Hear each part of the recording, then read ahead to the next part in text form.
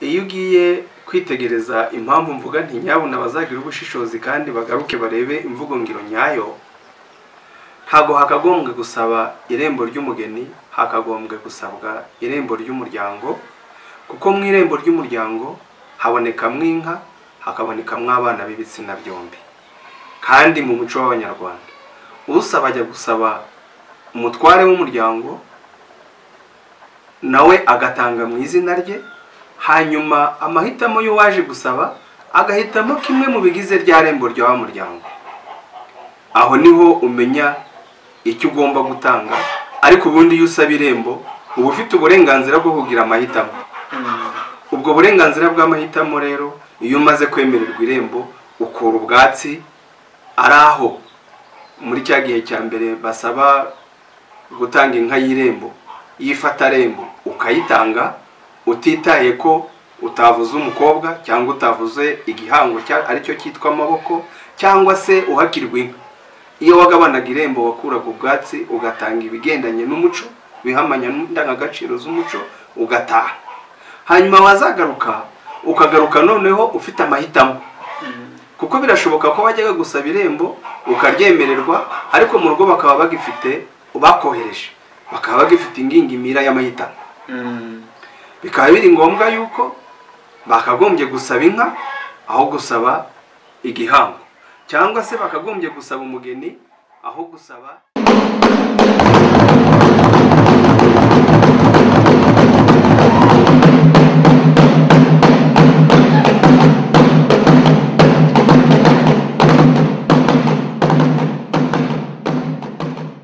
twongeye kubasuhuza.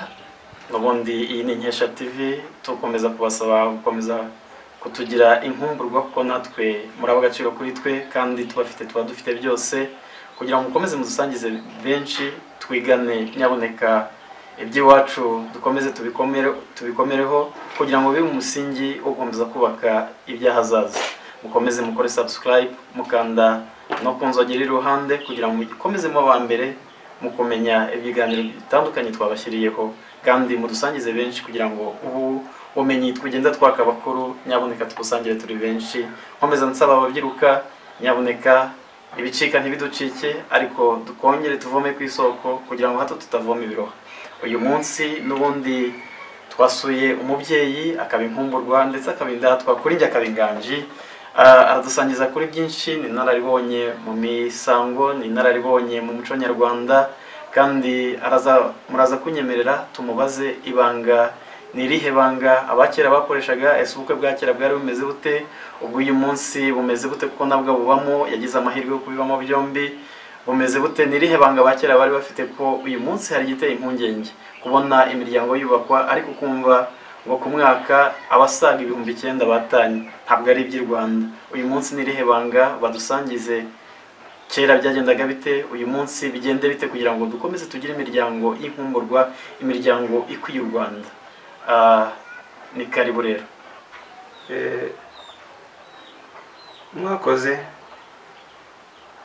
kuba mwagize igitekerezo cyo kunzindukira no kumbaza bimwe mu byo nshobora kuba nzi. Amazina yanjye nitwa Karasira Mpabuka Gerard. Nkuko wanzindukiye yabivuze, ndi umwe mu batanga umusanzu w'imisango y'ubukwe. Ngiye rero kugaragaza bike cyangwa se umusanzu wanjye, icyo nzi cyunganira icy'abandi dusangiye kuzuza izo ndangagaciro z'umuco w'abanyarwanda. Ubukwe rero ni umwe mu muhango shingiro w'abanyarwanda, ariko mbere yo kuwurambura ndabanza ngushyire mu bice bitatu. Ubukwe bwo hambere abagiraga uruhare rukomeye cyane mu bukwe bw'abazashakana ni ababyeyi. Bivuga ngo nta musore wirambagirizaga, ahubwo yarambagirizwaga n'umubyeyi we. Icyo ni igice cya mbere. Uko ibihe byagiye biha ibindi, hari igihe cyageze umusore agira uruhare mu kurambagiza ariko atagiye kure y'umuryango. N'ubundi yarambagizaga ariko ari hafi y'umuryango, afite umuco wo kubaza no kujya inama. Igice cya gatatu ni ubukwe buriho none muri iki kinyejana turiho, ubu twe turiho kuri iyi si ya none. Irambagiza ryabo riciye ukubiri, navuga 98%. Icya mbere, abashakana none ntabwo baba baziranye. Icya kabiri, mu mishakanire yabo nta ruhare rw'umuryango bateganya. Ubwo ndavuga mu irambagiza.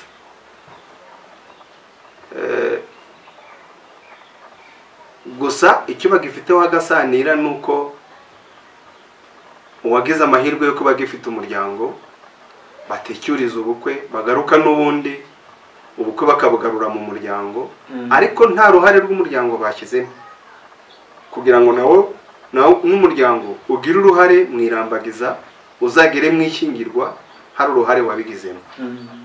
Ibyo bice uko ari bitatu nibyo bigari bikubiyemo uko ibihe byagiye biha ibindi. Reka mpere ku cya mbere. Igice cya mbere, wenda ntarajya no muri ibyo bice, ndagira ngo mbanze mbabwire ko ubukwe bwa kinyarwanda bugira ibika bitandukanye. Igika cya mbere fatizo kandi shingiro ni irembo. Hari interuro ebyiri,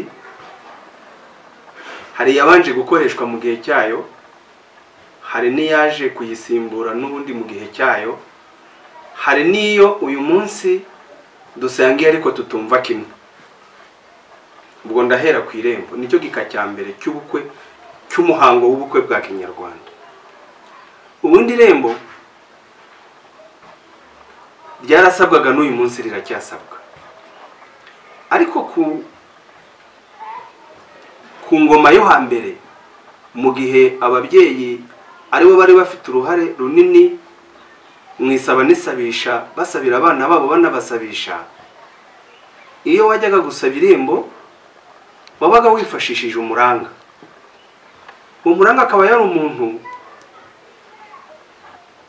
w'inshuti y'imiryango yombi ubifuriza icyiza, akaba azi neza umuryango w'umukobwa ashingiye ku bupfura n'ubunyangamugayo bwashingirwagaho icyo gihe.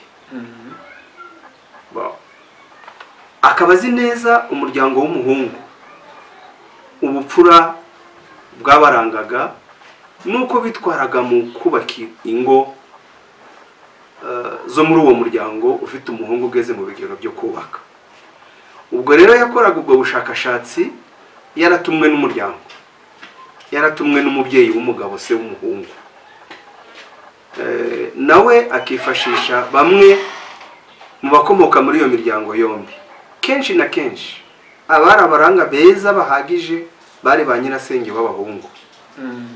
Mu miryango bagiye gushakiramo, iyo bashimaga abana b'abakobwa babo babyiruka, bakundaga kubarangira bisengeneza babo. Ese n'izindi nshuti basize mu nsisiro, nk'uko umuntu abaho ukagira inshuti utagomba guhisha icyawe. Abo ba nyirasenge b'abana nibo akenshi abaranga banyuragaho bababaza abakobwa babyirukira iwabo, imiryango baturanye nabo, ese abo bashakiyemo, kugira ngo barebe ko babashakiramo abageni. Iyo muranga yabaga yamaze kubenguka, aho yaronse umugeni mu muryango, yaragarukaga akabwira se w'umuhungu, uri umwe mu bagize uruhare rwo gutuma umuranga, kuko yabaga yanyuze hirya no hino abwira inshuti ko bagomba kumufasha gushaka umugeni w'umwana we ugeze mu bigero. Iyo yagarukaga rero agatanga igisubizo ko yamubonye, mu myemerere y'abanyarwanda icyo gihe, nk'uko uyu munsi abizera nabo nta kintu bakora batabanje kujya mu butayu gusenga. abanyarwanda nabo mwibuke muri cya kiganiro cya mbere mu myemerere yabo icyo bakoreshaga icyo gihe kwari ukujya kuraguza. Noneho muri kwa kuraguza inzuzi zakwera bakaba bahamanya n'imyemerere yabo ko uwo mugeni bagiye gushaka azaba umugeni muhire. Iyo zabaga zirabuye ni ukuvuga byanze, baravugaga bati wari wakoze bari bagize neza ariko dore zirirabuye. Ibyiraburaga rero ibyabaga byanze byangiye mu ndagu zitandukanye ko abaragu bari bameze ntago babijyagamo, barabyubahaga bakabitinya. Iyo ujya kwitegereza nicyo kimwe cy'ibya none, aba none bemera kandi bizera nabo ntago bajya mu bintu batabanje gusengera, bakabifatira igihe yewe bakabishakira n'abanyamasengesho batandukanye. Njya numva ngo harabazi gusenga kurusha abandi nkuko na kera hari abaraguraga neza kurusha abandi. Iyo byabaga rero byahurijwemo byose mu bitekerezo no mu ndagu, ubwo bateraga intambwe. Se w'umuhungu agahaguruka cyangwa agashaka umuhagurukira bakajya mu muryango w'umukobwa. Imyemerere yabo ikomeye urebe ko bari bizeye Imana yabo n'imbaraga ko yabaga ifite imbaraga. Hari igihe bajyaga gusaba irembo ry'umukobwa utaravuka, bakaba bagiye gusaba irembo ry'inda kandi barisabira n'umuhungu nawe utaravuka ukirinda, ariko bakagira icyizere ko hazavuka umuhungu n'ahandi hakavuka umukobwa. Hanyuma iryo rembo bamara kurisaba, ubundi mu kinyarwanda cyaraziraga nta rembo ryimanwaga, kugira ngo bigaragare ko iryo rembo ryabaga koko ari rya nyirukurisaba, batangaga inka yitwa inka y'ifatarembo. Iyo nka y'ifatarembo cyari kimwe mu bimenyetso bigaragara muri rwa rugo ruzavamwo umugeni uriho cyangwa utaravuka. Iyo nka igahora ari ikimenyetso gihora kibakomanga ku mutima ko batazigera bahemukira uwo muryango, kuko hari ikimenyetso cyagaragaye cy'igihango kiri hagati yabo. Iyo byagendaga bityo bagatanga imfatarembo, kandi rimwe urabizi kera ntabwo bamenyaga, ubu ngubu bitewe n'ikoranabuhanga ryateye imbere umuntu ashobora kumenya igitsina umubyeyi azabyara, ariko kera ntibyabaga. Iyo umuntu yabaga yaratanze imfatarembo umuntu uzi ko azabyara umukobwa akarinda acurata mubyeyi, byagendaga bite? Urakoze cyane, icyo ni ikibazo cyiza. Ubundi iteka harambagizwaga umuryango, ntiharambagizwaga umwana cyangwa inzu, ahubwo iyo ubundi iyo nka y'ifatarembo yahabwaga umutware w'umuryango, abamushamikiyeho bose muri bo hagomba kuvuka mu mugeni. Uwo mugeni ntabwo yavukaga mu muryango runaka, ahubwo yavukaga mu muryango runaka mugari. Ibyo rero ndumva ari igisubizo kisubiza ikibazo warumbajije. Ntabwo bitaga ku irembo runaka, ahubwo bitaga ku muryango. Inka y'ifatarembo yabaga ifite imiterere yayo itandukanye n'inka zindi. Icya mbere yagomba kuba ari inka y'inkame, ikaza yonsa ikamwa uhereye ku munsi wa mbere yagezwaga mu rugo rwemeye irembo ruyemerewe uwundi muryango. Iyo nka yabaga ari inkame kubera ikigendererwa, cyaraziraga ko abo uzakura umugeni uwo mugeni azavukanywa amazi, cyangwa se muri ya myemerere yo kujya gusaba inda, utwite iyo nda izavamo umugeni akareresha yandi amazi. Ariko cyabaga ari na kimwe mu bimenyetso bigaragaza ko iryo rembo ryafashwe. Niko imvugo y'icyo gihe kera yakoreshwaga, ryabaga ryafashwe rigafatishwa iyo nka y'inkame. Hari aho mwavuga mutese none iyo nka ntiyatekaga, yaratekaga. ariko igasimburwa n'indi nkame uko ibihe bikurikirana kugeza igihe umugeni azagerera mu bigero byo gukoshwa. Hanyuma inkwano zaturukaga mu nshyo ryabaga ryarasigaye mu rugo ntago hakoshwaga izari mu zifatarembo, kandi iteka iyo yatekaga yasubiraga iwabo ntago yagumaga hahandi. Bahoraga bafite imwe yasimbuzwaga indi nkame igasubira iyo yahoze kugera igihe umugeni azagerera mu bigero. Iyo abaga yageze mu bigero imiryango yombi yabyumvikanyeho, ubwo noneho hakurikiragaho umuhango wo gukosha. Hagakoshwa rero mu zasigaye izindi zitunzwe. Hanyuma zamara gushimwa zanakowe hakabaho gutebutsa. Gutebutsa byavaho umunsi bumvikanye. Ya nka y'ifatarembo yagendaga imbere y'ingobyi ihetse umugeni igasubira iwabo, ariko inkwano zarageze mu zindi z'abakosheje.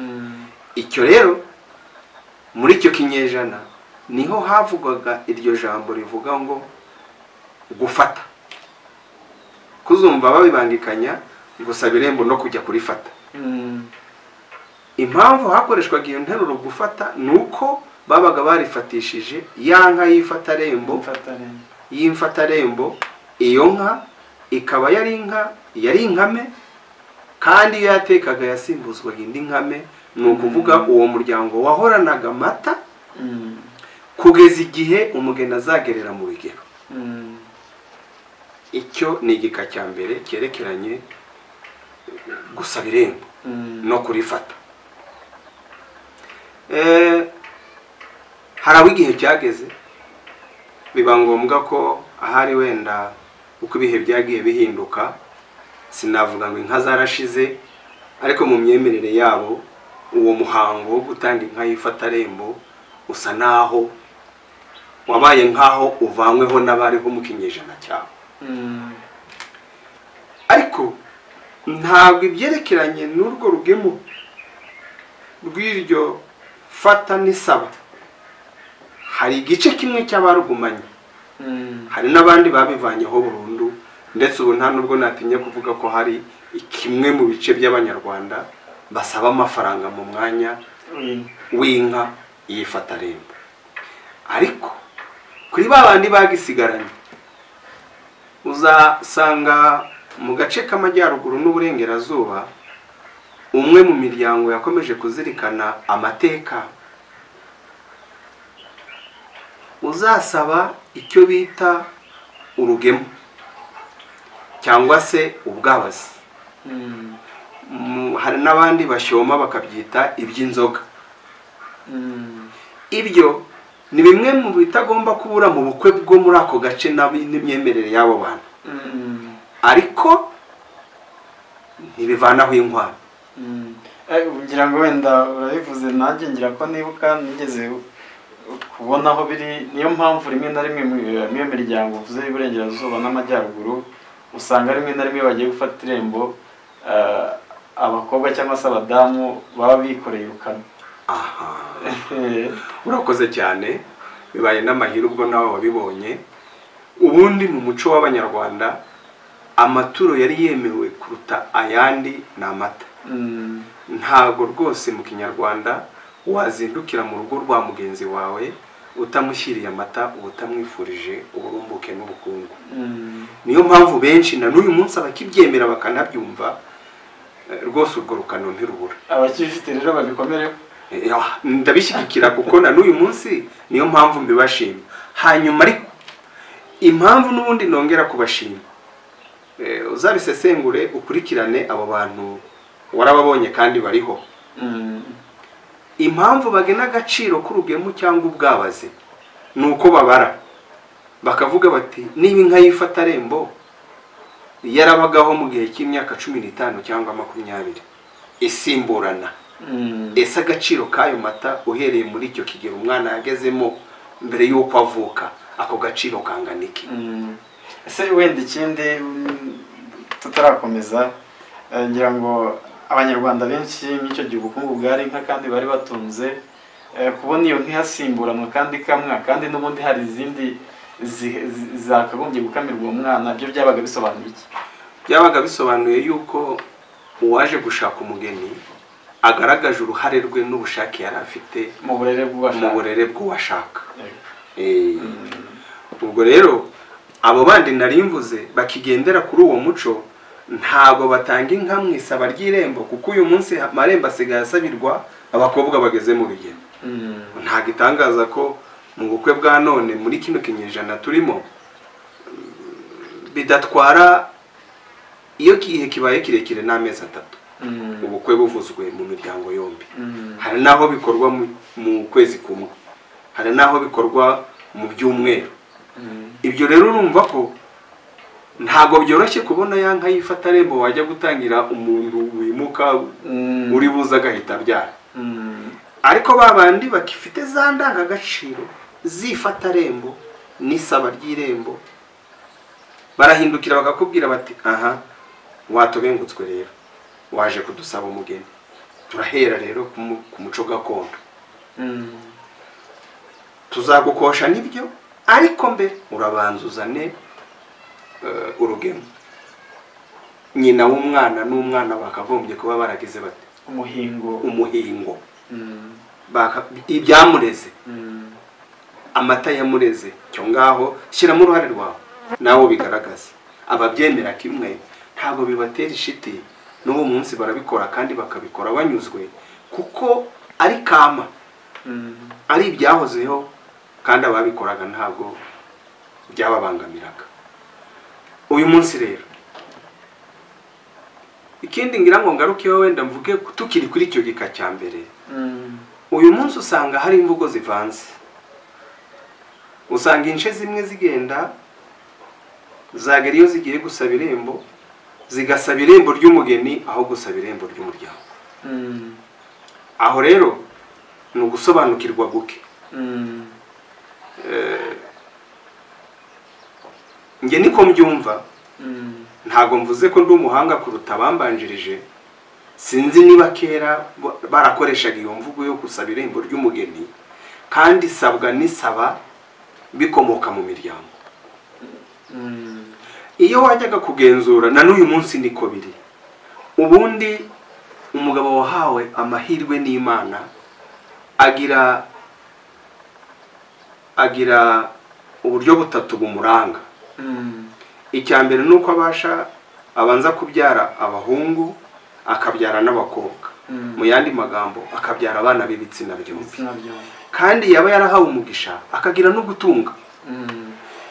Uwabaga yujuje rero ibyo uko ari bitatu, wabyaye abana b'ibitsina byombi akagerekaho gutunga, uwo muntu rwose yabaga yujuje ibyangombwa byo kubengukwa no kugendererwa. Iyo yajyaga gusabwa rero yasabwaga kimwe mu byo atunze.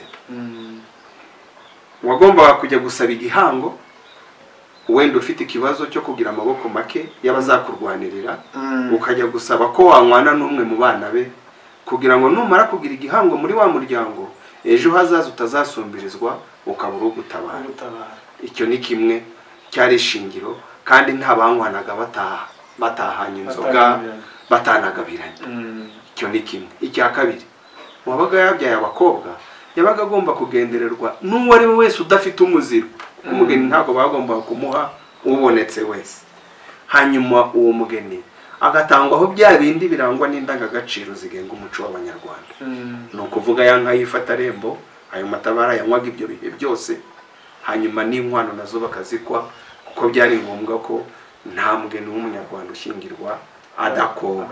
Iyo adakowe bakosha uzavuka kuri wa wundi washyingiwe adakowe, uwamukomotseho niwe bakosha. Hanyuma ya nkwano ntihabwa uwamubyaye, aho bigasubira iwabo wa nyina. Uwo nguwo akitwa nkurikobwa.